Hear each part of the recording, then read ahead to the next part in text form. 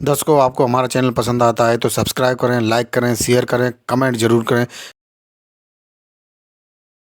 अगर ये एक नहीं होते तो हमें किसी एक एक ऐसे ऐसे कुछ जैसे इस्लाम वाले मुसलमान क्या करते हैं, मुसलमान करते हैं जो बीजेपी को हरा सकता है उसे वोट करते हैं।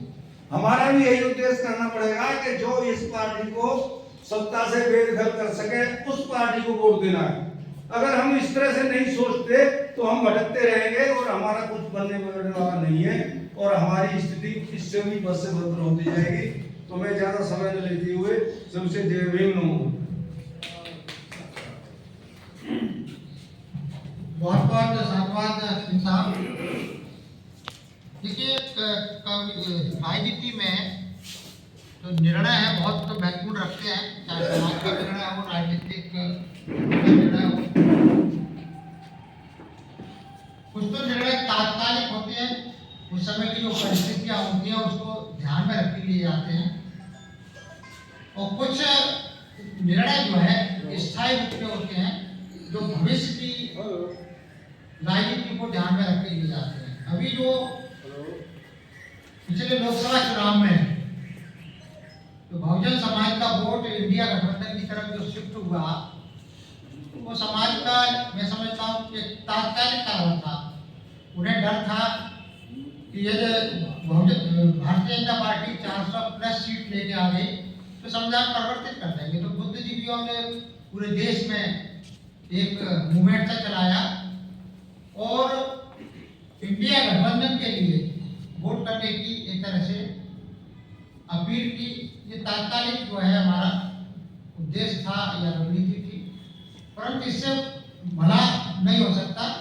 हमारा भला होगा स्थायी रणनीति हम बनाएं ताकि हमारी पार्टी जो बहुजन समाज का प्रतिनिधित्व करती है वो सत्ता में आए। तो इसलिए इस पर भी हम लोगों को गंभीरतापूर्वक सोचना पड़ेगा, क्योंकि चाहे कांग्रेस को देखा है, सपा को भी देखा है, भाजपा को तो सब लोग जानते ही हैं। तो ये अपने बेनिफिट के लिए संविधान की भी बात कर सकते हैं, बाबा साहब की भी बात कर सकते हैं, बहुजन महापुरुषों की जयंती बना सकते हैं, परंतु उनकी जो विचारधारा है जिसके लिए संगठन दल बने हैं उसी के लिए वो काम करेंगे और उसी को स्थापित करने का प्रयास करेंगे। तो मैं आगे आने वाले वक्ताओं से निवेदन करूंगा कि वो संक्षिप्त में ही अपने विचार रखें। सर्वप्रथम करुणा के सागर तथागत गौतम बुद्ध जी,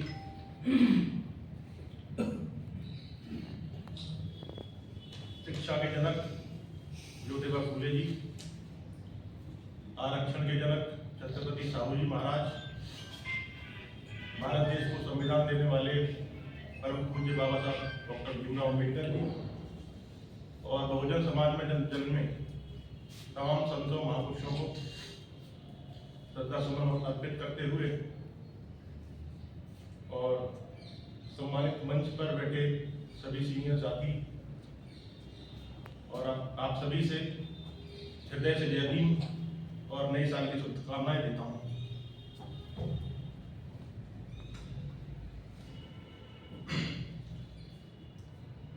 आज की जो मीटिंग अंकल जी ने ऑर्गेनाइज करी उसमें मुझे युवा साथी को बोलने का जो अवसर दिया है उसके लिए मैं बहुत धन्यवाद करना चाहता हूं।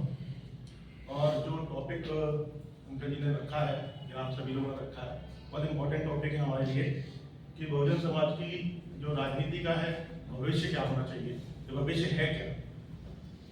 हमें सबको ये पता है कि बहुजन समाज की राजनीति एक बहुत बड़ी दौर से गुजर रही है। अंकल जी ने भी सबसे पहले यही कहा कि हमें सबको बहुत अच्छे से पता है कि जहाँ से स्टार्ट हुआ था ये मूवमेंट अब वही डिक्लाइन पे है और हम लोग बहुत ज़्यादा डिवाइडेड हो चुके हैं। तमाम तरह के संगठन बन रहे हैं, मोर देन 60,000 संगठन है और मेजर दो पार्टी हैं, बीएसपी और एक अभी नई आजाद समाज पार्टी भी बनी है, उसमें भी हम लोगों का वोट या फिर जो विचारधारा है वो डिवाइडेड हो रही है। तो सबसे बड़ी चिंता की बात यही लगती है। इसका रीजन हमें फाइंड आउट करना पड़ेगा कि इतने विखंडित या इतने डिवाइडेड हम हो क्यों रहे हैं और इसके आगे की वे फॉरवर्ड क्या होना चाहिए। जैसे अंकल जी ने बताया कि जो बुद्धिजीवी हैं वो समाज के ऊपर बहुत प्रभाव रखते हैं, चाहे हम यूथ हों, चाहे आप सब लोग जो सीनियर साथी हैं। जो बुद्धिजीवियों का एक डिसीजन होता है, जैसे अपील करी इंडिया गठबंधन के लिए, इंडिया गठबंधन को वोट देना है, संविधान बचाना है। अगर बीजेपी 400 पार ले आएगी तो वो कॉन्स्टिट्यूशनल अमेंडमेंट करके आरक्षण में हमारी छेड़छाड़ कर सकती है, हमारा हक चला जाएगा। तो इसलिए सभी ने एक मत होकर जो बीएसपी का कोर वोट था वो फिसल के जो भी कैंडिडेट थे इंडिया गठबंधन के, उनको चला गया। और कहीं ना कहीं ये वाली बात को बताया गया कि ये अच्छा डिसीजन था। बट मैं इस चीज से थोड़ा सा इंडिफरेंस रखता हूँ। मुझे लगता है कि बुद्धिजीवियों को एक मौका और देना चाहिए था 2024 में, हमारी कोई भी पार्टी हो। लेकिन अभी तक हमारी जो रियल जो हमारे हक के लिए जो आवाज उठाती रही है, या जो हमारा एक्चुअली हम भला कर सकते हैं, वो सिर्फ बहुजन समाज पार्टी है। तो बहुजन समाज पार्टी की तारीफ इसलिए नहीं करता कि मैं पहले पदाधिकारी रहता हूँ या फिर मैं आगे पदाधिकारी बन जाऊंगा, बट हो गया, हमें आंख से आंसू आते हैं। इस पार्टी को हमने पेट से पैदा किया, भूख से पैदा किया। आज वो भाई को हमारे सामने ही नष्ट होती जा रही है, वो नष्ट हो गई। आज हमारा कोई विधायक नहीं, कोई सांसद नहीं, तो ये क्या है? तो भाइयों, आज हम सभी बुद्धिजीवी लोग बैठे हुए हैं, हमारी सबकी जिम्मेदारी बनती है। हम पार्टियों में जो नेतृत्व कर रहे हैं, इनसे भी कहना चाहूंगा कि सबसे पहले आप हमारे जो बुद्धिजीवी लोग हैं इनको तैयार करें, जो निकालने गए हैं प्रयास करें, उनको लाने का काम करें। चाहे वो पिछड़े वर्ग के हों, चाहे एसटी के हों, चाहे एसटी के हों, उनको लाने का काम करें। तभी हमारा ये बहुजन समाज पार्टी का कारभार आगे बढ़ सकता है। वरना अगर हम ऐसी करते रहे, ऐसी कोशिश करते रहे, इससे हमारा कुछ होने वाला नहीं। तो ज्यादा समय न लेते हुए आज मैं यही कहूंगा कि आप बुद्धिजीवियों को जोड़ें, जो निकाले हुए लोग हैं उनको लाने का काम करें। इन्हीं शब्दों के साथ मैं सबका सम्मान करते हुए जय भीम जय भारत। विचार करने का टॉपिक आज बहुजन राजनीति का भविष्य। तो बहुजन की बात आती है, बहुजन शब्द अपने आप में 6000 जातियों को समेटता हुआ एक ऐसा शब्द है जो अपने साथ 6000 जातियों को जोड़ने की बात करता है। अब जितना आसानी से हम कह देते हैं बहुजन, यानी कि जिसमें 6000 जातियां शामिल है, इतने आसानी से हमने उनको कह दिया, क्या हम 6000 जातियों को एक साथ सच में शामिल कर सकते हैं, या उन 6000 जातियों के अंदर वो चेतना है, वो बहुजन चेतना है जो उनको बहुजन बनाती है? आज हम सब लोग जब इस बारे में चर्चा करने के लिए बैठे हैं, तो कितने लोग ऐसे हैं जो अपने परिवार में अपने बच्चों को या खुद में बहुजन होने के नाम पे गौरवान्वित महसूस करते हैं या उनको ऐसा करवाते हैं? सबसे बड़ी विचार की बात यह है। दूसरी बात, आज की जो स्थिति है उसमें कहीं ना कहीं जो कमियां, जो कमजोरियां हैं, वो हमारे दलित मूवमेंट, जो हमारा बहुजन मूवमेंट है, उसके अंदर से ही आई है। और दूसरा, जो हमारी विरोधी पार्टियां हैं, जो अभी आज के समय में जिनका राज है, तो उन पार्टियों की स्ट्रेटजीज कुछ ना कुछ ऐसी है कि जो हमारा बहुजन समाज है उसी से हमारे लोगों को तोड़कर ले जा रहे हैं। जो हमारे साथ खड़ा हुआ था एक समाज, उसी में से उन्होंने छितरा दिया उनको। तो ये बड़ी विचार करने वाली बात है कि हमारे पास ऐसे इश्यूज क्यों नहीं आ रहे, हमारे मुद्दे हम ऐसे क्यों नहीं उठा पा रहे जिससे हम उन लोगों को जोड़े जो कभी हमारे साथ जुड़े हुए थे। क्या कारण है कि वो हमसे वो छूट कर जा रहे हैं?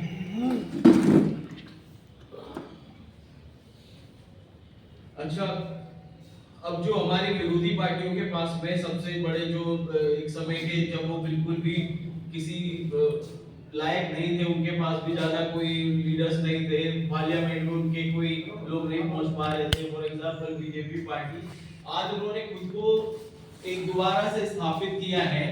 किस कारण? एक उनका मुद्दा है राम मंदिर का मुद्दा, जिसके जो बिल्कुल गर्त में चले गए थे, कभी वो गर्त में चले गए थे, आज वो फिर से उस सत्ता पे आए हैं एक मुद्दे के कारण, जो मुद्दा कई सालों से चल रहा था रिवाइव।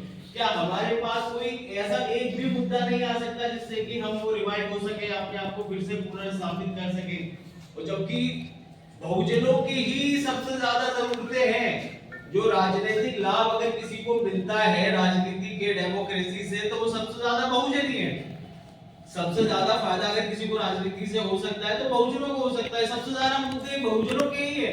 तो हम लोग सिर्फ एक रिजर्वेशन के मुद्दों पर ही सिमट कर क्यों रह गए हैं और हम लोग उसके आगे क्यों नहीं बढ़ पाते। एक और बात जो है कि हमारे बुद्धिजीवियों वाली जो बात कही गई है कि बुद्धिजीवी सच में इनका बहुत बड़ा रोल होता है किसी भी समाज को दिशा देने के लिए, लेकिन हमारे समाज का एक बुद्धिजीवी वर्ग मुझे लगता है कि वो सिर्फ एक सर्विस क्लास जो एक सरकारी नौकरी से जुड़ा गया है वहीं तक ही सीमित है। जब वो पॉलिसी बनती है तो उनके लिए बनती है, कोई हम नया काम लेकर आते हैं तो उनके हक का लेकर आते हैं। जो हमारे समाज के ऐसे जो सच में हाशिए पे लोग हैं जो पढ़े लिखे नहीं है, उनके बारे में हम पॉलिसी कहाँ बना रहे हैं? कब हम उनकी बात कर रहे हैं कि हम ऐसा काम करेंगे, हम सत्ता में आएंगे तो हम ऐसा कर सकते हैं या उनको अपने साथ में किसी भी कायदे में हम उनको जोड़ पाए? ऐसा कभी नहीं हो पा रहा है, फिलहाल तो नहीं हो पा रहा है। कुछ समय से जब से मैं देख रहा हूँ, जब सब लोग घर पे हैं, बहुजन समाज पार्टी है, जो पार्टियां हमारे लिए काम करती है, तब से ये चीजें नहीं आ रही। वही देखिए दिल्ली में केजरीवाल, अरविंद केजरीवाल, वो बहुजन समाज के वोटों को पाने के लिए क्या कर रहे हैं? उन्होंने कहा कि भाई कोई लड़का है, कोई भी बच्चा है, वो अगर अपने आप में सक्षम होकर किसी विदेशी यूनिवर्सिटी में भी एडमिशन दाखिला लेता है तो उसकी पूरी का पूरी पढ़ाई का खर्चा हम उठाएंगे। भाई ये चीजें हैं जिससे यूथ को लगता है कि अब मैं भी बहुजन मूवमेंट से जुड़ा हूं तो मुझे क्या फायदा? मेरे पिताजी को फायदा हुआ, सरकारी नौकरी मिल गई तो चलो मैं पढ़ लिख गया, लेकिन आगे मुझे कहां, मैं कैसे उस बहुजन मूवमेंट का एक भागीदार बन सकूं? तो ये चीजें कुछ ऐसी बातें हैं जो कि हमारे लिए अभी तक नहीं हो पाई हैं। मंच पर आसीन सम्मानीय अतिथिगण, मीटिंग हो रही है, थोड़ी देर बाद मेरा सौभाग्य है कि आपके बीच में खड़े होकर 2 शब्द के लिए मुझे आमंत्रित किया गया है। बहुत बहुत आभार।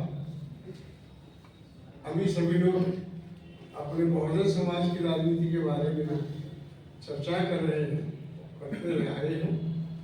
उसमें मैंने तो एक चीज देखा कि जब तक हम स्वयं अपने को नहीं बदलेंगे तब तक हमारा कोई उद्धार नहीं कर सकता। बाबा साहब ने स्वयं को ये सबको सिद्ध करके दिखाया कि मैं अकेला ही सबके लिए काफी हूं। और इस बात को जो विपक्ष के लोग थे वो अच्छी तरह समझते थे कि बाबा साहब से हम कभी जीत नहीं सकते। तो हमारे समाज को भी एक जागरूकता लाने की जरूरत है कि हमें वो एक हिम्मत मिले जिससे कि हमारा जो संगठन है वो आगे बढ़े। हमने भी बीएसपी में समय दिया है, लेकिन आज जो कमियां हैं कि अपने, बहुत कड़वी बात कहूँगा, शायद कुछ लोगों को बुरी लगेगी, अपनी दौलत को बचाने के लिए हमने दूसरों के यहाँ सरेंडर कर दिया। समाज को एक कोने में ताक में रख दिया और समाज के बारे में कुछ नहीं सोचा जाता है। ऊपर से लेकर नीचे तक आज वो राजनीति साहब जब तक रहे, मानवर साहब जब तक रहे, तब तक ये मूवमेंट बहुत अच्छा रहा। साहब का जो बामसेन का जो मूवमेंट था, ये जो आरएसएस है, ये बाबा साहब की उसको हमेशा मना किया था कि ऐसे हिंदू महासभा से कभी गठबंधन नहीं करना। लेकिन परिस्थिति कारण साहब ने हमारे बहन जी को मुख्यमंत्री बनाया बीजेपी से मिलकर के, और उसी बीजेपी ने पूरे बीएसपी को ढका दिया। ये सोचने की बात है। बहुत कष्ट होता है कि हमारा कोई भी तो विधायक जीत के पहुंचता है विधानसभा में आज, और ना ही संसद में कोई चुनाव जीत के पहुंचा है, और अकेला एक बंदा कम से कम अपनी एक सीट को बचा के ले आया। ये हमारे समाज के लिए, बुद्धिजीवी वर्ग के लिए भी एक सोचने की बहुत हिम्मत है, और बहुत अच्छी चीज रही कि वो कम से कम एक बोलता तो है पार्लियामेंट के अंदर। इसलिए मेरी सबसे गुजारिश ये है, हाथ जोड़ के प्रार्थना है, अगर समाज को हमें एक मार्गदर्शन देना है तो पहले अपने को मजबूत करना होगा, सिद्धांतों से, आचरण से और सब व्यवहार से। हम बहुत पीछे हैं, हमारा दुश्मन बहुत हमसे आगे है और बहुत शातिर दिमाग है। उसकी काट के लिए ही तो साहब ने जो है मानवर साहब ने ये बामसेप बनाई थी। आज बामसेप को बिल्कुल खत्म कर दिया। बहन जी ने अगर उसको सब हिंदू के जितने भी संगठन चल रहे हैं 20-22 संगठन है, पूरा सपोर्ट मिलता है बीजेपी का, आरएसएस का, और हमारे यहाँ उल्टी उनकी टांग खिंचाई होती है। ये आगे कैसे बढ़ रहा है, बराबर में कैसे हो रहा है? इस चीज को छोड़ करके अगर हम कुछ सोचेंगे तो आज भी हमारा समाज बहुत जागरूक है। ये बात सच है कि जो शिक्षा हमने पाई है वो बाबा साहब की देन है। आज जो हमने आरक्षण में जो आज हम सब कोठी बगड़ों में और सरकारों में घूम रहे हैं वो बाबा साहब की देन है। लेकिन साहब का भी बहुत बड़ा योगदान रहा है हमको यहाँ तक बुद्धिजीवी बनाने की। इसलिए मैं सबसे बस एक ही बात कहूँगा कि बुद्ध की शरण में हम जो ऊपरी तौर से हैं वो अंदरी तौर से भी प्रवेश करें। जब तक हम स्वयं में आचरण अपना नहीं बदलेंगे हम दूसरे से नहीं कर सकते। जो धारणा बन जाती है दूसरे विरोधी दलों द्वारा, चाहे वो धारणाएं बना के छोड़ी गई हो या नेताओं के अपने व्यवहार की वजह से ये धारणा समाज में बनी है, वो धारणा को तोड़ना बहुत आवश्यक है। बहुजन समाज पार्टी के बारे में, बहुजन समाज पार्टी के नेताओं के बारे में जो समाज में धारणा बनी है और वो हमारे नेता लोग धारणा को तोड़ नहीं पाए, लोगों को समझा नहीं पाए, इसका भी खामियाजा पार्टी को भुगतना पड़ा है। तो जो भी धारणा बनी है, आप सब लोग समझदार हैं, बताना आवश्यक नहीं है, परंतु जो भी धारणा बनी है तो नेताओं की, कार्यकर्ताओं की जिम्मेदारी है कि धारणा को तोड़ा जाए समाज के मध्य जाकर। तो मैं समझता हूँ इससे कुछ पार्टी को बेनिफिट हो सकता है। अब अगले वक्त लालच दिखा करके, भय दिखा करके, डर दिखा करके कि संविधान खत्म हो जाएगा, खत्म हो जाएगा। मैं डंके की चोट पे कहता हूँ कोई माई का इलाज संविधान को खत्म नहीं कर सकता है, क्योंकि संविधान लिखा हुआ है कि संविधान बदला नहीं जाएगा, उसमें संशोधन किया जा सकता है। जिसने संविधान ना पढ़ा हो वो पढ़। तो मैं सोचता हूँ हमारे नेताओं में कमी क्या, हमें कमी होनी चाहिए। हम बहन भाई पैसे 200 में कर दे भाई।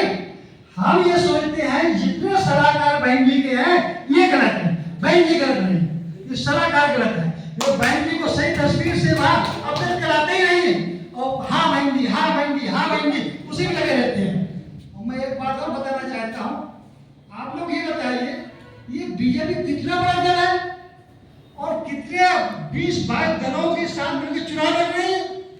कांग्रेस कितनी बड़ी राष्ट्रीय पार्टी है, कितने दलों के साथ मिलकर चुनाव लड़ रही है और हमारे बहन जी अकेले चुनाव लड़ रही है। क्यों? अरे हमारे लोगों ने बहन जी को रास्ते से भटका दिया। हमारे लोगों ने कहा बहन जी हमारी इतनी सीटें आएंगी, हमारा बड़ा अच्छा वहां प्रभाव है, बहन जी को अंधेरे में रखा। मैं बहन जी को दोष नहीं मानता हूँ, दोष मैं इन नेताओं को मानता हूँ। दूसरी बात ये है, मैंने मानव काशीराम साहब से सीखा है। मानव काशीराम साहब लोगों को जोड़ने का काम करते थे। कैसे जोड़ते थे? अगर उनको कोई न बात करना चाहे तो बुलाते थे, अरे भाई पढ़ने कहाँ जा रहे, इधर आओ, कैसे आए हो, क्या काम है। अरे हमारे नेताओं चाहिए, ऐसे लोग नहीं जुड़ते हैं। अगर कोई घटना हो जाए तो उस घटनास्थल पर जाना चाहिए, जाना चाहिए नहीं जाना चाहिए है? और फिर फोन से हाल चाल लेनी चाहिए। हाँ भाई क्या हाल चाल आपके हैं, जवाहरलाल जी क्या हाल चाल है, डॉक्टर साहब क्या हाल चाल है, कोई हाल चाल रहता है। ऐसे लोग जुड़ते हैं। घर में बैठने से राजनीति नहीं होती है कि पद मिल गया, जिलाध्यक्ष हो गए, कोऑर्डिनेटर हो गए, नेता हो गए, बस हमारा कल्याण हो गया। कल्याण ऐसे नहीं होता है। राजनीति बहुत टेढ़ी खीर होती है। संगठन मजबूत होना चाहिए और संगठन में मेरे हिसाब से सभी प्रकार लोग होने चाहिए। संगठन में ऐसा व्यक्ति होना चाहिए जो कानून को ज्ञाता हो, जिसे संविधान की जानकारी हो। कहना नहीं चाहिए मैंने एक साथ दरोगाओं को संविधान पढ़ाया है। जब मेरा ट्रांसफर मेरठ में कर दिया गया वो ये सब्जेक्ट नहीं लेता था संविधान वाला। मैंने कहा मैं सब्जेक्ट लूंगा और मैंने संविधान पढ़ाया। आज जिधर जाता हूँ मेरे पढ़ाए हुए इंस्पेक्टर बन के आ गए, वो आज भी काम करते हैं। मैं एक और सम्मानित सभी साथियों को मेरा जय भीम नमो बुद्धाय। बहुजन समाज में जन्मे सभी महापुरुषों को मेरा नमन। महाकारुणिक तथागत बुद्ध के चरणों में नमन। साथियों, वैसे तो कहने के लिए तो बहुत कुछ है, कड़वा ही कड़वा है, सच्चा है ही क्या। जब बीएसपी के शासन को आपने सभी ने देखा है, कहां थे हम, कहां पहुंच गए, ये कौन ले गया ये भी आपको पता है। और उन्हें महसूस भी होना चाहिए कि हमने बीएसपी से क्या प्राप्त किया और हमने प्राप्त करने के बाद कहां छोड़ दिया। तो प्रयास करना चाहिए अब सुधारने का थोड़ा सा अपने आप को, कि आगे जो है समाज कैसे इकट्ठा हो। बहुजन समाज पार्टी जो पहले 10-15 साल 20 साल पहले जो कार्यकर्ताओं के मनोबल और जो वोटर था उसके बीच में जाकर के जो अपनी छवि बनाई, उसको पुनः जीवित कैसे रखा जाए। और मैं तो एक बात और भी कहता हूं, अभी जैसे मैं रास्ते में आ रहा था तो बहन जी के जन्मदिन के बहुत सारे होल्डिंग्स देखने के लिए मिले हमें, लेकिन क्या होल्डिंग्स लगाने से जितने भी उसमें फोटो लगे हैं वो जनता के बीच में नहीं आते। 20-20 फोटो लगे, 30-30 फोटो एक होल्डिंग पर लगे हैं, वो लोग जनता के बीच में नहीं आते। बहन जी के जन्मदिन का इस तरीके से मनाने से क्या हम लोग सत्ता में पहुंच जाएंगे? जन्मदिन मनाना, उसके साथ में जनता के बीच में जाना, जितने भी पदाधिकारी लोग उसमें जो है, चाहे सेक्टर का हो, जिले का हो या अन्य जो भी है, उन्हें जनता के बीच में भी जाना चाहिए अपने कामों को लेकर के, बहन जी के कामों को लेकर के। तो कहने का मेरा तो मतलब इतना ही है कि जो हम लोग इतने पीछे पहुंच गए हैं, अब हम लोग कैसे आगे आए, हमें उसमें विचार करना चाहिए। और जो हमारे इंस्पेक्टर साहब ने अभी बोला, बहुत सब कुछ कड़वाई कड़वा बोला उन्हें, तो और यही बोलना भी चाहिए, उन्हें सुनना भी चाहिए, और बल्कि ऐसा सुनना चाहिए उन्हें कि आगे उन्हें जो और भी आने वाले जो लोग हैं जो और भी कड़वा कहेंगे, हो सकता है मैं भी था नहीं यहाँ, लेकिन इंस्पेक्टर साहब ने जो कहा है बहुत अच्छा कहा है, सत्य कहा है, इसे उन्हें सुनने का और मतलब जो है प्रयत्न करना चाहिए। और आगे भी और भी लोग सुनाएंगे ऐसे, जो कि बीएसपी को कहां से कहां ले जाने वाले लोग हैं, जिन लोगों ने बीएसपी को वहां तक मुकाम तक ले जाने का काम किया और उन्होंने इतना पीछे धकेल दिया, उन्हें एहसास होना चाहिए। जय भीम नमो बुद्धाय। मंच और उपस्थित सभी साथियों, ये कट सत्य है और सभी का अनुभव है। बहन जी हमारे राष्ट्रीय नेता है, इसमें कोई दो राय नहीं है, लेकिन उनके कार्यकर्ताओं ने सहयोग नहीं दिया और इस वजह से हुआ। वजह ये रही कि ज्यादातर जो जिन 15% से दूर रहने की बात माननीय काशीराम साहब ने, बाबा साहब ने और हमारे महापुरुषों ने कहा, बहन जी ने कहा, लेकिन हमारे नेता जो चुन करके आए वो 15% के बीच में गिरे रहे, कभी अपने बहुजन समाज को मौका नहीं दिया। इसका एक छोटा सा उदाहरण मैं दूंगा, और यहाँ क्योंकि हमारे SHIO के चेयरमैन भी हैं, वो भी इस मामले में लिप्त थे। जब विश्वविद्यालय के अंदर डॉक्टर भीमराव अम्बेडकर विश्वविद्यालय के अंदर स्पेशल ड्राफ्ट चला करके बहन जी के निर्देशों के अनुसार 32 भर्तियां हुई, जिसमें केवल SC/ST के लोग लिए गए थे, और उनको अपने ही समाज के लोगों ने हटवाया। और उसमें हम भी गए थे, माननीय गुरला जी के पास में और विद्यालय दुबे जी के पास में। सत्ता में थी हमारी सरकार थी, लेकिन हमारे 32 लोगों को ये लोग नहीं बचा पाए, क्योंकि जब फुर्सत ही नहीं मिली कि हमारे इस दुख दर्द को समझ पाए।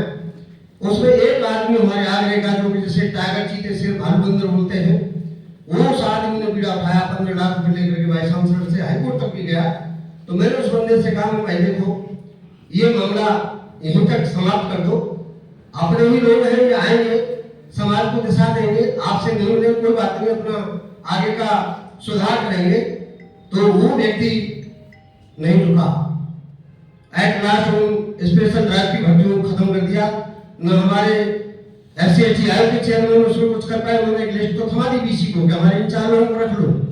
गुटेल दुबे जी के पास मैं खुद भी गया था, हमारा डेलीगेशन गया, और एक पंडित जी बीच में आ गए, तो पंडित जी को महत्व दिया और हमारे डेलीगेशन को सुना भी नहीं उन्होंने, तो हम उनको दुत्कार करके चले आए। ऐसे कई चीजें हैं। और यहाँ पर जो लोग ऐसी बात कह रहे हो, ध्यान कर लीजिएगा, ये नेता चुन के आएंगे तो आपको घास नहीं डालेंगे, तो ये निश्चित कर लीजिए, लेकिन जो सत्यता है उसको जरूर रखिए। इससे बिल्कुल मत डरिए कि ये लोग आपकी बात सुनेंगे नहीं सुनेंगे, जरूर नहीं कि ये लोग आएंगे, लेकिन ये बात सत्य है कि जब यहाँ दिया हुआ है कि बहुजन बुद्धिजीवियों की भूमिका, ये बहुत बड़ी भूमिका बुद्धिजीवियों की होती है। जब तक बुद्धिजीवी किसी दल में नहीं होगा तब तक हम अपने समाज को नहीं दे सकते। तो सबसे पहले ये देखा जाए, पढ़े लिखे व्यक्तियों को जरूर चुने। जब पढ़ा लिखा व्यक्ति होगा तो वो जरूर संविधान को पढ़ेगा और सारी चीजों को पढ़ेगा, तो वो आपके समाज को दिशा देगा। तो इसलिए इसको निश्चित करें। और दूसरा संकट जो हमारे सामने है वो ये है कि अब हम चुने किसको। हमने इंडिया गठबंधन को चुना, कोई बात नहीं, वो आपका डर था तो उसको दूर कर दिया, तो क्या इंडिया गठबंधन में आपकी बात को रखा नहीं रखा है। तो हमें बहनजी को ही दोबारा लाने का विकल्प चुनना चाहिए और बहनजी के पास डेलीगेशन जाए, उनसे कहे कि आप बहनजी थोड़ा सा अपने परिवर्तन लाए और जो बुद्धिजीवियों को उन्हें सुने और उनको ही समाज को अगुवा बनाए। ऐसे छोटे मोटे लोगों को न लाए कि जो आकर के भाषण दे दे, आपके आकर के लेट करके चरण वंदना कर ले, उनको आप उसको आप प्रतिनिधि न बनाए, कतई न बनाए उनको। महाकाव्य गौतम बुद्ध और बाबा साहब को संबोधित सभी उपस्थित सज्जन, जय भीम। आज का विषय है बहुजन राजनीति का, और ये विषय भी हमारे संविधान से और वर्तमान राजनीति से जुड़ा हुआ है। सभी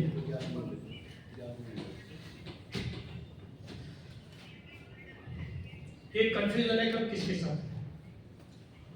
बाबा साहब ने एक बात कही थी कि व्यक्ति पूजा नहीं करना। कांसीराम जी ने ये बात कही थी कि यदि मैं मिशन को छोड़ दूं तो आप मुझे छोड़ देना, लेकिन मिशन को वी आर विद मिशन, जो मिशन में रहेगा हम उसके। बीएसपी का असली बहुत शानदार था और इतना शानदार रहा है कि हम लोगों के लिए गर्व का विषय। बहुत काम हुए हैं, सारे लोग जानते हैं और मुझसे ज्यादा ही जानते होंगे। और बीएसपी का ऐसा टाइम रहा है कि जहां अदर दिन यादव सारा ओबीसी बीएसपी था और ऐसी था ज्यादा।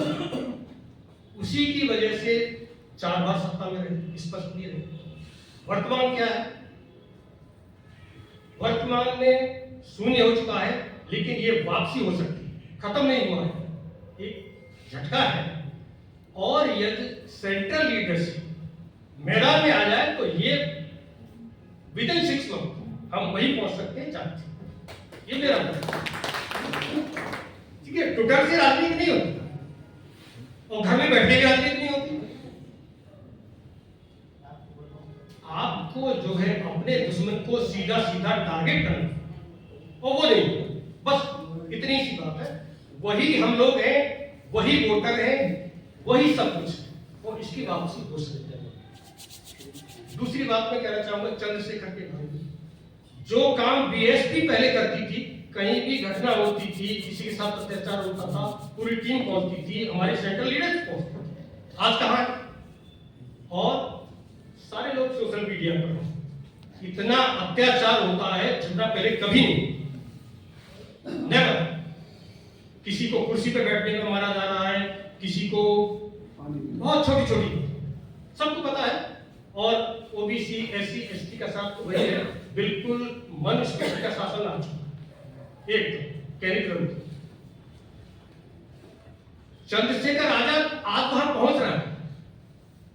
आज जो बात जुड़ रहा है दलित समाज का, ओबीसी समाज का, उसकी वजह वही काम बीएसपी करना चाहिए। हम तो चाहते हैं कि जो है पुराना अतीत है वो हमारा वापस, बहुत सारे काम किए हैं और बहुत अच्छा।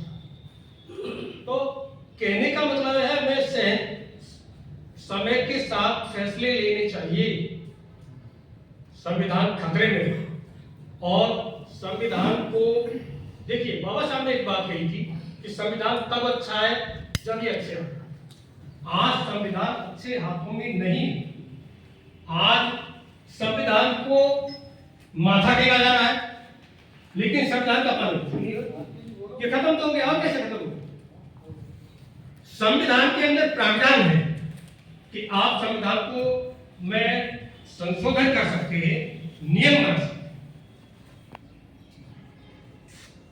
ये नियुक्तियां हैं वो डायरेक्ट नियुक्तियां हैं। आपका संविधान रखा हुआ है, कैसे होगी नियुक्तियां? ये संविधान गलत हाथों में है तो आप उसे रोक नहीं पाएंगे। 340 जॉइंट सेक्रेटरी डायरेक्ट। अब एक नया नियम आया कि यूनिवर्सिटी में अभी नियम था किसी को यूनिवर्सिटी का वीसी बनने के लिए 10 साल चाहिए। अब वो कह रहे कोई जरूरत नहीं, हम किसी को कौन मरेगा? आप ये समझिए संविधान गलत हाथों में रहेगा तो ये संविधान खत्म चाहिए। और आज क्या सामने है देखिए, मनुस्मृति और संविधान आमने सामने, मनुवाद अम्बेडकरवाद आमने सामने, मनुवादी संस्कृति और समर संस्कृति आमने सामने, ब्राह्मण धर्म और बौद्ध धर्म आमने सामने बिल्कुल, और पाखंडवाद और मानवतावाद आमने सामने। और अब इसमें करना क्या चाहिए? इसके लिए जिम्मेदार कौन है? जिम्मेदार हम ही हैं, हमारे नेता भी हैं। आजकल इतनी पार्टियां बन गई हैं कि जिसे देखो नई पार्टी लिखा जाता है। एक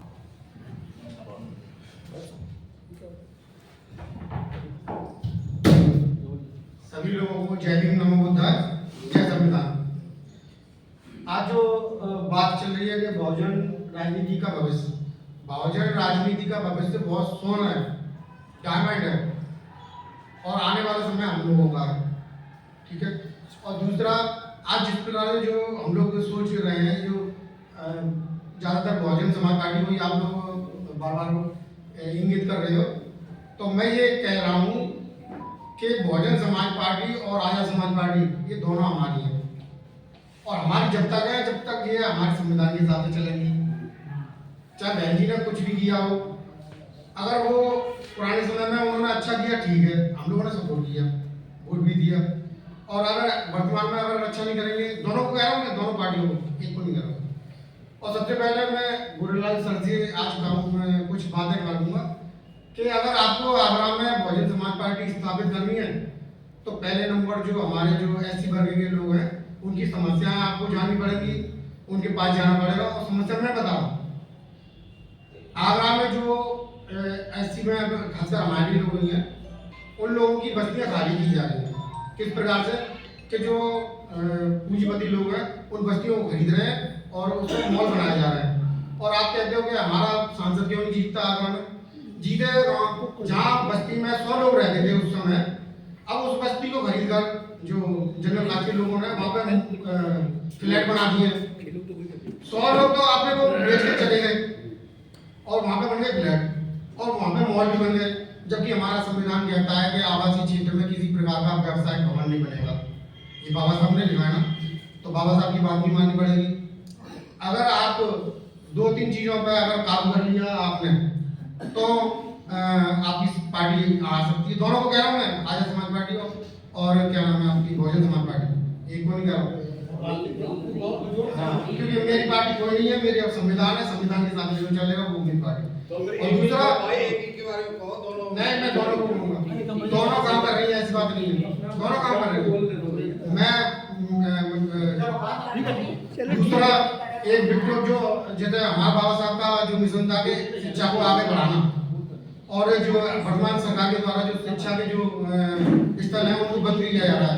अब मैं आपको बताता हूँ कि विक्टोरिया इंटर कॉलेज जो घटिया आजम गाँव है, जबकि मैंने आपके जिलाध्यक्ष जी से बात करी थी, मैंने जो विक्टोरिया इंटर कॉलेज है उसमें पार्किंग बना दी गई है। पार्किंग नहीं होनी चाहिए वहाँ पे होना चाहिए गार्डन, वहाँ बच्चे पढ़ने के लिए आने चाहिए, वहाँ बैठने की जगह होनी चाहिए। मैंने BSP के जिलाध्यक्ष जी से भी बात करी, वो बोले कि हमको इस बारे में जानकारी नहीं, हमने मतलब हम नहीं कर पाए। तो ये अगर आपने 3-4 चीज़ें अगर आपने मतलब चाहे ज्ञापन दीजिए, आप ज्ञापन देने का तो वो है हक, और अगर सरकार नहीं आएगी तो क्या ज्ञापन नहीं देंगे हम, उसको आवाज नहीं उठाएंगे। तो जो स्कूल बंद किए जा रहे हैं, और एक विशाल के अंदर भी ऐसे ही हो रहा है, वहाँ पर एक स्कूल है बालविहार स्कूल के नाम से, वहाँ पर भी वो स्कूल बंद किया जा रहा है। वहाँ पे जो पूंजीपति के द्वारा वो बिल्डिंगें बनाई जा रही है, और उस स्कूल में भी गरीब जो नाराज के लोग ही पढ़े हैं, ज़्यादातर आप लोगों में भी पढ़े होंगे। अगर आप इन चीज़ों को अगर मुद्दा बनाकर, विषय बनाकर आप अपनी जनता के सामने आएंगे तो आपको वोट मिलेंगे, वरना नहीं मिलेंगे। ठीक है। तो ये है कि भविष्य बहुत बढ़िया है और 2027 में बहुजन समाज के लोगों की सरकार आने वाली है।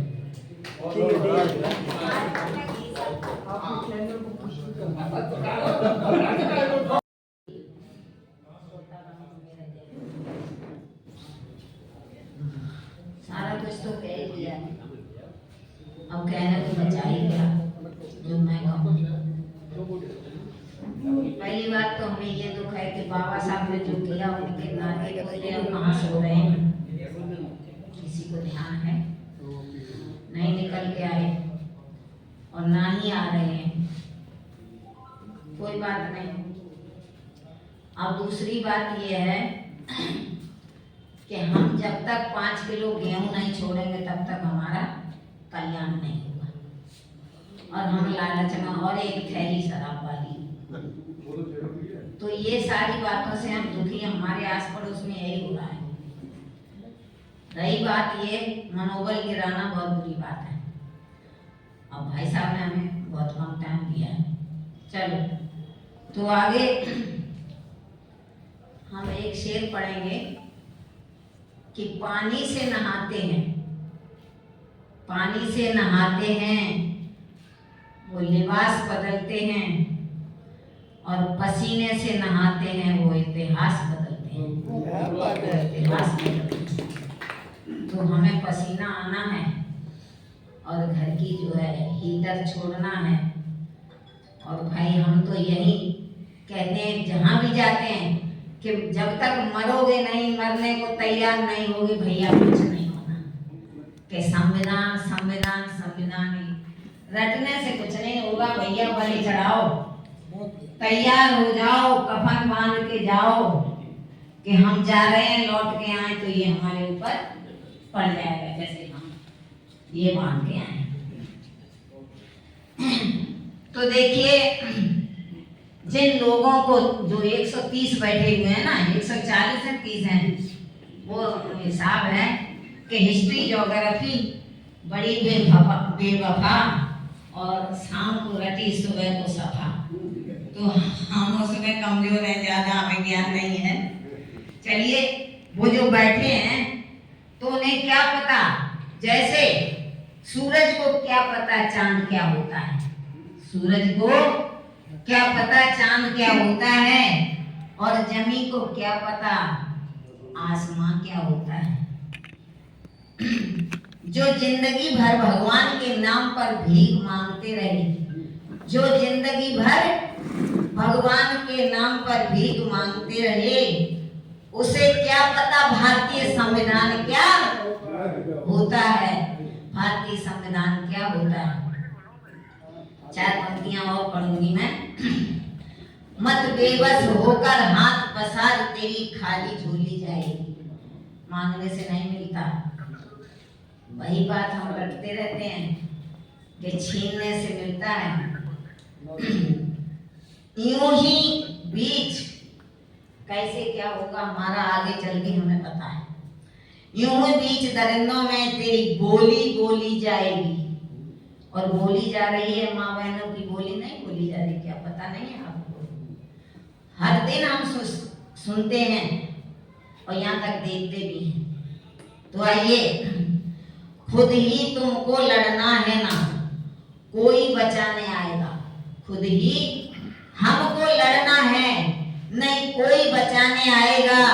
और बिना लड़े सुन मेरे लाडले, मिट्टी में मिल जाएगा, मिट्टी में मिल जाएगी। एक माँ कहती, शायद हम आधे लोगों से तो सीनियर होंगे और बड़ी बहन के बाद तुल्य हैं, तो माँ के बराबर तो नहीं। तो मैं यही आपको कहना चाहिए, धिक्कार कहो या डांट कहो या फटकार कहो देती हूँ कि भैया तैयार हो जाओ। एकलव्य का तीर धनुषना, एकलव्य का तीर धनुषना काम तुम्हारे आएगा, पाया है सो खो जाएगा, फिर रो रो कर पछताएगा। इसलिए जाग जाओ, मिटा दो अपनी हस्ती को, अगर कुछ मर्तबा चाहो कि दाना खाद में मिलकर दिले दिलजार होता है। जय भीम, जय बहु संगठन, जय बहुजन, जय मेरे भाई साहब। बहुत बहुत नमो बुद्धा। मंच पर बैठे हमारे पूर्व मंत्री जी, बसपा के कोऑर्डिनेटर और पुराने रिटायर्ड जज साहब, एक सुमन साहब, सभी उपस्थित इस हॉल में जितने भी व्यक्ति बैठे हैं, छोटे बड़े, सभी को नमस्कार। तुम्हें एक दो लाइन याद आती है कि जो भरा नहीं है भावों से, भैती जिसमें रसधार नहीं, वह हृदय नहीं है पत्थर है जिसमें स्वदेश का प्यार। यहाँ सुबह 3 बजे से अपने अपने विचार व्यक्त करते हुए सभी ने अपनी अपनी बातें आपके सम्मुख रखी। मैं कोई बड़ा वक्ता तो नहीं हूँ, लेकिन इतना जरूर कहूंगा कि डिवाइड एंड रूल पॉलिसी जो पहले से चली आ रही है, उसके भुक्तभोगी हम आज भी हैं। बाबा साहब का झंडा लेके 65 अभी कुछ दिन पहले संसद में बाबा साहब के विरुद्ध देश के गृह मंत्री ने जो टिप्पणी की, उसमें सामाजिक संगठन, राजनीतिक दल ज्ञापन देने पहुंचे। उसमें भी हम बसपा के अलग जा रहे हैं, समाज से भी अलग से जा रहे हैं। एक केंद्रीय कमेटी भी है, बुरा न माने, मैं सीधी सीधी शब्दों में कहूंगा, कोई किसी दूसरे के संगठन में नहीं जा रहा। विमल साहब हम 4 बार गए भाई, तो हम तो किसी 4 पार्टी तो हो नहीं सकते, पार्टी तो एक ही हो सकती है, कोई भी हो।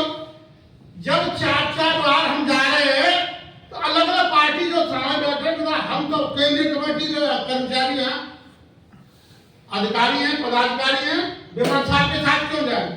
इसीलिए नहीं हो पा रहा कुछ भी। आज भी बहुजन समाज पार्टी के व्यक्ति यहाँ जितने बैठे हैं, गुरुलाल जी बैठे हैं, लेकिन यहाँ जितने बैठे हैं, ये गुरुलाल जी से भी ज्यादा बहुजन समाज पार्टी के लिए समर्पित है। लेकिन इनकी कोई सुनने वाला नहीं है। जो पदाधिकारी हो गया वो सोचता है कि मेरे यहाँ हाजिरी देने आ गए। भाई आप किसके पास गए हो? मैं व्यक्ति का नाम नहीं ले रहा, वर्तमान की बात कर रहा। पार्टी चलाना, एक घर का मुखिया है, वो भी एक मुखिया ही होता। ये बात बिल्कुल सही है कि बहन जी के सामने जितने पदाधिकारी हैं, 2 शब्द नहीं कह सकते। मैं स्वयं भी एक अनाथ आदमी जरूर हूं, लेकिन मैं व्यक्ति मिला और मुझे उन्होंने चाचा शब्द का संबोधन भी किया, तो मुझे नहीं महसूस हुआ नहीं कि ये नई बात सुनती किसी की बात। और आदमी के साथ बड़े नेता थे, उनके साथ मैंने कह दी, इन सब के साथ एक अपनी बात आ गई, बस मैंने कह दी, जैसा भी कह दिया। तो उन्होंने मुझे अप्रिशिएट किया कि मुझे कोई बताता ही नहीं। तो जब तक जनता की, हमारे समाज की, आप दुख दर्द में जाने को तैयार नहीं है, आप खुशी में जाने को तैयार नहीं है, किसी गरीब की झोंपड़ी में जाने को तैयार नहीं है, आपके साथ कौन जाएगा भाई? आपकी बात कौन मानेगा? जब तक हम अपने ईगो को खत्म न करके सब समाज के पास दरवाजे पर नहीं जाएंगे, कोई भी पार्टी या संगठन सफल नहीं हो सकता। छोटे से लेकर बड़े की बात सुननी पड़ेगी, जब ही हम एक हो सकते हैं। और उसका परिणाम अभी हमारे पत्रकार महोदय हैं, वो रेंजर टीवी के हैं, उन्होंने बात की थी, इंस्पेक्टर साहब ने बहुत अच्छी बातें की।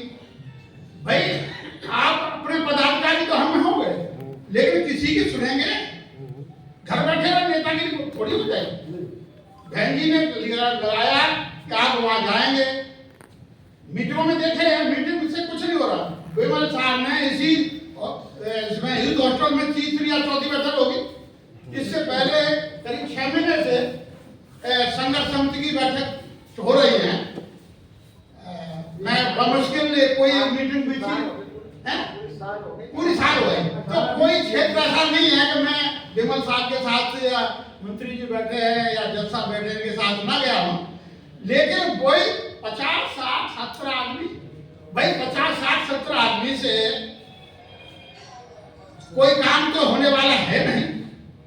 हाँ, काम होने वाला है। हम अपनी बात आप मंत्री जी से कहें, मंत्री जी 50 आदमी से कहें तो मंत्री जी की 11 सुनी जाएगी। अब मेरी तो कितनी सुनेंगे भाई, मुझे 10 आदमी जानते होंगे।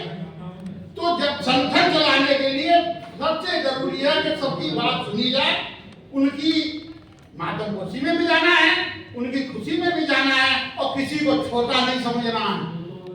बड़ा वही है जो अपनी सबकी बात सुने और उनकी बात पर मनन करे और समाधान करे।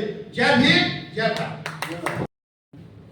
तथागत गौतम बुद्ध को 3 बार नमन करते हुए विश्व गुरु बाबा साहब को भी नमन करते हुए आप सभी लोगों को जय भीम, नमो बुद्धाय। आज बहुजन समाज की राजनीति के संदर्भ में चर्चा हो रही है। तो मेरा मानना यही है कि जो भी है बाबा साहब ने हमें जिधर निर्देशित किया है, हमें उस बातों पर विचार करना चाहिए और जो बहुजन समाज के लिए हितकारी है उस पर बात करना चाहिए। हमें बाबा साहब के साथ या बहुजन समाज के साथ गद्दारी नहीं करना चाहिए। जो लोग गद्दारी कर रहे हैं वो फल देख रहे हैं कि क्या वर्तमान स्थिति है, और वर्तमान स्थिति बहुत ही कष्टकारक है सभी के लिए। कोई भी अपने को इससे अलग ना समझे, क्योंकि गुंडागर्दी की सरकार चल रही है। जब से मोदी गुजरात में सत्ता में आए, मेरा अपना मानना है केवल षड्यंत्र से ही चुनाव होते हैं, कोई भी निष्पक्ष चुनाव नहीं हो रहा है। और जिन लोगों को ये भ्रम है कि बहुजन समाज पार्टी मिट्टी में मिल गई है, अगर ये किसी में हिम्मत है तो वोटर से बैलेट पेपर से चुनाव करा के देख रहे, वास्तविक स्थिति सामने आ जाएगी। बसपा की इतनी स्थिति खराब नहीं है, लेकिन षड्यंत्रकारी लोगों ने या जो घृणित विचारधारा के लोगों ने बसपा को इतना वो बना दिया है जिससे कि लोगों में इसके प्रति विश्वास कम हो जाए और इसकी स्थिति बिल्कुल खत्म हो जाए। ऐसी स्थिति नहीं है। जिस पार्टी का इतना बड़ा एक आधार था और वो मिट्टी मिल जाए और एक आदमी एक सीट, केवल एक आदमी एक सीट जीत के 100% रिजल्ट दे, ऐसा संभव नहीं है बिल्कुल भी। तो जितने भी चुनाव मोदी की गुजरात जब से मुख्यमंत्री हुए हैं अभी तक के कोई भी चुनाव निष्पक्ष नहीं हुआ। वो वोटर से नेता चाहते हैं और सारे जो है गद्दार साथ दे रहे हैं, और इन गद्दारों को सही रास्ता दिखाने के लिए, इनका वास्तविक स्थिति दिखाने के लिए हमको केवल जो हमारी संवैधानिक पार्टी है, जो संवैधानिक रास्ते पे चल रही है, जो संवैधानिक विचारधारा की है, हमें उसी का समर्थन करना चाहिए। तन मन धन से आखिरी सांस तक उसका समर्थन करना चाहिए। यही जय भीम, नमो। भगवान बुद्ध को नमन, बाबा साहब को नमन। मंच पर उपस्थित समस्त सम्मानित साथियों को, माननीय पुष्कर साहब को, इस सभागार में उपस्थित समस्त सम्मानित साथियों को मेरा सादर से अभिनंदन होता है। आप सभी साथियों को नव वर्ष की हार्दिक शुभकामनाएं, बधाई। सभी लोगों ने बहन जी का अपना नाम लिया, लेकिन 15 तारीख को बहन जी का जन्मदिन है, कम से कम कहना को देते हैं बधाई। जो है बहन जी के आने वाले जन्मदिन की सबको हार्दिक शुभकामनाएं, बधाई। अभी तक हमारा विषय था बहुजन राजनीति का भविष्य और बहुजन बुद्धिजीवी की भूमिका। इस पर बात बहुत कम हुई, और जो बात हुई है विशेष पार्टी के बारे में हुई, उसकी प्रशंसा के बारे में हुई या उसकी आलोचना के बारे में हुई या फिर गद्दारों के बारे में हुई। जैसे हमारे साथी सोहन साहब ने कहा, उनको कुछ लगता है कुछ लोग काफी गद्दार है, तो पहले मैं गद्दार पर बात करूंगा। गद्दारी पर गद्दार कौन होता है और कैसे होता है, कौन गद्दार है? समाधान पार्टी हमारी कौन सी है? किसने बनाई समाधान पार्टी? जिसका जो बुद्धिया हम गद्दार हो गए। कौन गद्दार हो गया भाई? कैसे गद्दार हो गया? गद्दारी की बात करनी चाहिए सोहन साहब को। कोई गद्दार कैसे है? आपने सबको गद्दार कह दिया। जो आपकी पार्टी को सपोर्ट नहीं कर, वो गद्दार कैसे हो जाएगा? तो क्यों हो जाएगा? क्या आपकी पार्टी को किसी को कुछ दिया है? कोई लेकर भूल गया है क्या? भाई हम जैसे लोग हैं, हम जो हुए बड़े आपकी पार्टी के समय नहीं हुए, हम बड़े हुए, पहले हुए, नौकरी में आपकी पार्टी से पहले आए। आपकी पार्टी ने हमें कुछ नहीं दिया भाई। जो हमारे पास है वो जो किसी पहली पार्टी का है, तो बात वहां तक आती है लेने की। हम जो खड़े हैं, कपड़े पहन के, हमारा मकान बना हुआ है, जो खा रहे हैं या पेंशन मिल रही है, वो बीएसपी के उससे नहीं मिल रही, जो मेहरबानी से। लोग मुझे गाली दे सकते हैं, दो कोई चिंता नहीं, मुझे सच बोलूंगा। सवाल ये है, देखिए बाबा साहब को देखिए, बाबा साहब ने जो है बीएसपी नहीं बनाई थी, बाबा साहब ने बनाई थी आरपीआई, वो भी उनकी है जो है निधन के बाद बनी थी, 1 साल बाद। लेकिन किसने किया भाई उसका कहाँ आरपीआई है? क्यों नहीं बनाया?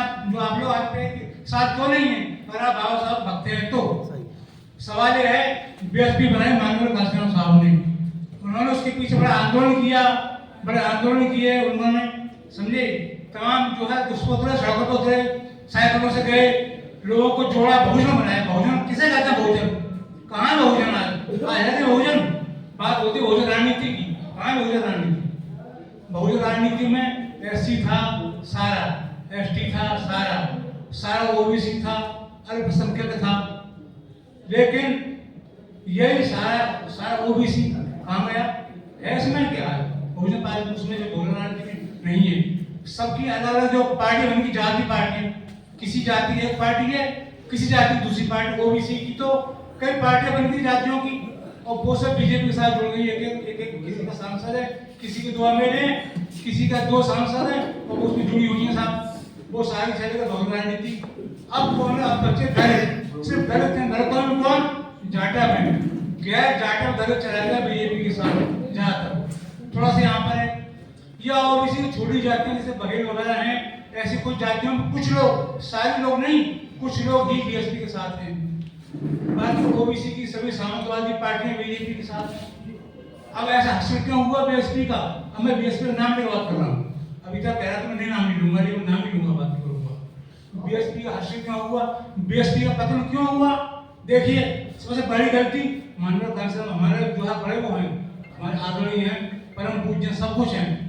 बाबा साहब जब थे राजनीति में, तो नहीं थे बाबा साहब पहले कभी, उन्होंने आंदोलन किए। बाबा साहब ने आंदोलन की राजनीति में की। उन्होंने कहा कि मैं हिंदू महासभा के साथ कभी नहीं जाऊंगा, कुछ भी हो जाएगा, हमें नहीं जाना, चाहे हम हारे या जीते, नहीं गए। हमने क्या किया? हमारी बहुजन पार्टी ने कि हमको मुख्यमंत्री बनाना था, हमारे पास हमें जल्दी बनाओ, मुख्यमंत्री बनाओ। हम किसके साथ गए? मनुवादियों के साथ गए, मनुवादियों के साथ गए, उनके साथ रहे, और 6 महीने सरकार चलाई। फिर आप बाहर हो गए, फिर आप दोबारा फिर आप के साथ गए। क्यों गए भाई? आप एक बार चले गए, दोबारा क्यों गए? फिर आप दोबारा गए, चौबारा गए। कौन आया? चौथी बार में आपने 80 से ज्यादा लोगों को किसको कर दिया? ब्राह्मणों को। आप ब्राह्मणों के भरोसे आप जीते, आपके सारे ब्राह्मण बन जाते हैं एमपी, जो एमएलए थे, जो आपके वो थे 2 से 6 7 वो आपके थे पार्टी को थे, आपके विधायक, उसमें सबसे अधिक थे ब्राह्मण। कौन थे? ब्राह्मण। बीएसपी का शासनकाल किसके लिए था? केवल ब्राह्मणों के लिए था। एससी का ब्राह्मणों के लिए, ब्राह्मणों का शासन एससी के द्वारा था। ब्राह्मण मराई खा रहे थे, एससी अपने बेचारे सड़कों पर मारे भर रहे थे। मुझे पता है सड़कों पर जा रहा है, वो आंदोलन कर रहा है, वो लोगों को जागरूक कर रहा है। लोग आजकल मर रहे हैं, किसी का बलात्कार हो रहा है, कोई थानों में पीटा जा रहा है, कोई सड़क पर चढ़ने मारा जा रहा है, कोई पानी चढ़ने पर जो मारा जा रहा है। हमारे नेता, हमारी बहनी को निकलती है कभी कहा है किसी को भाई क्या हो रहा है? एक जो बड़ा सा सोफा है, उस पर आराम बैठ रही है करके, अपने टांग आगे करके, सोफी आ रही है क्या भाई? जो है टूट पे करते हैं, टूट पे। अरे हम उम्मीद करते हैं कि चुनाव आयोग निष्पक्ष चुनाव कराएगा, होगी बात, होगी राजनीति भाई। इसके लिए सड़कों पर आना पड़ता है, आंदोलन करना पड़ता है, लाठियां खानी पड़ती हैं, समझे। अगर आप ऐसा करेंगे तभी कुछ होगा, वरना तो बहुजन राजनीति का कोई भविष्य नहीं है। मैं सच कह रहा हूँ, बिल्कुल। आप लोग चाहे के गाड़ियाँ दें या कुछ उनको दो प्रक्रिया पे, समझे। चाहे गाड़ी दीजिए, चाहे कुछ करिए, मुझे सच बात है कि बहुजन राजनीति बिल्कुल अंधेरे में है, गड्ढे में, न उसका वर्तमान है न उसका भविष्य है, कुछ नहीं है उसका। वो तब तक नहीं है जब तक हमारे नेता हमारे आएंगे सड़कों पर। तो दूसरी बात है, बुद्धिजीवियों की क्या भूमिका हो सकती है भाई? बुद्धिजीवियों, देखिए, बुद्धिजीवियों की भूमिका कोई नहीं हो सकती राजनीति में। बुद्धिजीवी की चीजें क्या करती है? बहुत अछूत जैसी। कोई भी राजनीतिक पार्टी, खासकर बहुजनों की जो पार्टियां हैं, वो बुद्धिजीवियों को 2 कौड़ी का नहीं समझती। उनके लिए वो बेकार की चीज है, उनका कोई महत्व नहीं है। इसलिए डॉक्टर साहब राजनीति में तो बुद्धिजीवियों को कोई भूमिका है नहीं। हाँ, बुद्धिजीवियों की एक भूमिका है कि वो समाज में जाकर के अपने लोगों को जागरूक कर सकते हैं, जो है धर्म के बारे में बता सकते हैं, हिंदू धर्म की जो है जो कमियों को बताएंगे, अंधविश्वास दूर करेंगे, उनको शिक्षा दे सकते हैं, जागरूक कर सकते हैं भाई आपके लिए क्या अच्छा है क्या बुरा है। तो लोग जागरूक होकर को शायद ये समझें हमको किसको वोट देना है। शायद उनके दबाव में हमारी बहुजन पार्टियां कुछ जो चेत है, कुछ जागृत हों। कहने को बहुत कुछ मैं बहुत बोल सकता हूँ, लेकिन समय पूरा हो रहा है, 5 बजे आपको बहुत बारी करना है। वो इसलिए नहीं बना, कारण ये था कि हम बाबा साहब को मानते हैं और वो दूसरों के बहकावे में दूसरी व्यवस्था को मानते हैं। जिस दिन माननीय कांसी राम साहब ने पार्टी बनाई थी उस दिन कहा था कि देखने में बहुजन समाज पार्टी एक राजनीतिक दल है। बहुजन समाज पार्टी देखने में एक राजनीतिक दल है, जैसे कांग्रेस, बीजेपी, समाजवादी पार्टी, तमाम पार्टियां हैं। लेकिन फर्क इतना है बहुजन समाज पार्टी में कि बहुजन समाज पार्टी राजनीतिक दल के साथ साथ एक सोच है, एक विचारधारा। जब हमको मौका मिला, हमारी नेता को मौका मिला, आपको मौका मिला, तो इस देश और प्रदेश में बाबा साहब के सम्मान को बढ़ाने का काम बहुजन समाज पार्टी ने किया। ये सब जानते हैं। और जब आज मौका ही नहीं, एक समय वो था हमारे समाज के बुद्धिजीवी लोग कहते आयरन लेडी बहन कुमारी मायावती जी। आज हमारे व्यवहार से बात करने का तरीका बदल गया है। कोई भी बीजेपी के, समाजवादी पार्टी के संपत्ति की, व्यक्ति की बात नहीं करता, केवल बहन जी की संपत्ति की बात होती है। क्या इन्हीं के पास सबसे ज्यादा संपत्ति है? और सत्ता में थे तो देवी थी। हम जब इकट्ठे थे, एक मूल मंत्र है बीएसपी का, जो मैं कह रहा था कि बहुजन समाज पार्टी देखने में पॉलिटिकल पार्टी है, लेकिन पॉलिटिकल पार्टी के साथ साथ बहुजन समाज पार्टी एक सोच है, एक विचारधारा है, जिसको हम विजन मूवमेंट कारवां इस देश में कहते हैं। और जब जब बहुजन समाज पार्टी बढ़ेगी इस देश में, तो बाबा साहब के अधूरे कारवां के ऊपर बात करेगी। अब एक वोट को कितनी जगह बामन मेश्राम अलग खड़े हो गए, और ये कब से शुरू हुआ है? जब से 2007 इन लोगों ने कहा गठबंधन करो, गठबंधन नहीं किया। 1993 में मुलायम सिंह जी से गठबंधन किया। 1995 में नेता को मारने की कोशिश की, बहन जी ने बगावत की, मुख्यमंत्री बनी। माननीय कांसी राम साहब से एक बार पत्रकारों ने पूछा कि आप अवसरवादी हैं, तो उन्होंने कहा कि इस देश में जिसने अवसर का लाभ नहीं उठाया उसको लोग बेवकूफ कहते हैं। इसलिए हमको अवसर का लाभ। और जिस दिन बहन जी पहली बार 3 जून 1995 को मुख्यमंत्री बनी, तो आप सीने पे हाथ रख के बताइए कि आपका सीना उस दिन 1 इंची चौड़ा हुआ था कि नहीं हुआ था कि आज बहन जी सत्ता में आई। और अगर उस मौके को हम गंवा देते, हमारे पास कितने विधायक थे? 67 में हम मुख्यमंत्री बन गए थे, 425 थे उस 67। फिर उसके बाद मौका आया 1997 का, कांग्रेस से गठबंधन किया 95-96 में। सबको याद है 95-96 में हरिकिशन पिप्पल जी लड़े, यहाँ नरसिम्हा राव आए जीआईसी में, कांग्रेस से गठबंधन किया।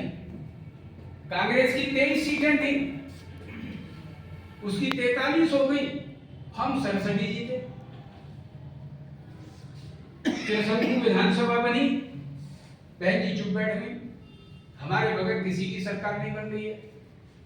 फिर बीजेपी ने ऑफर किया, हम मुख्यमंत्री बन गए। लेकिन आप एक बात और ध्यान करके समझना कि बहन जी ने बीजेपी के साथ आज तक मिलकर चुनाव नहीं लड़ा।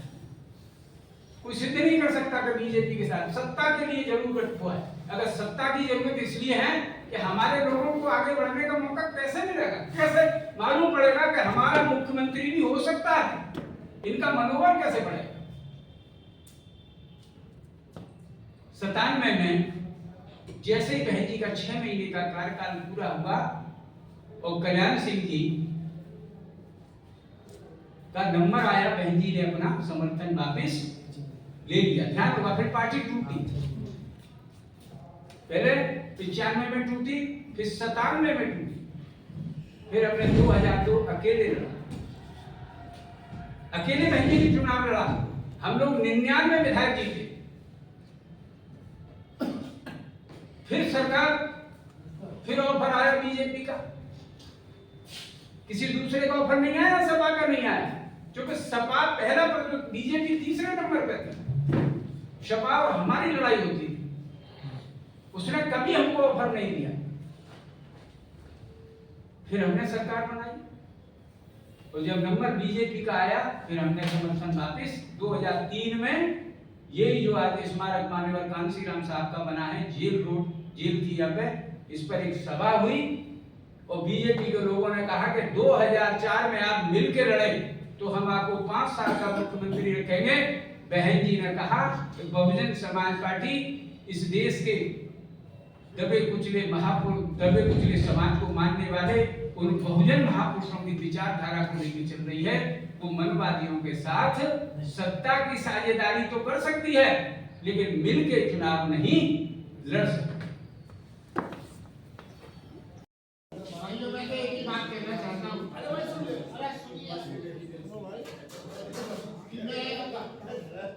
बहुजन समाज का एमएलए बना आगरा से।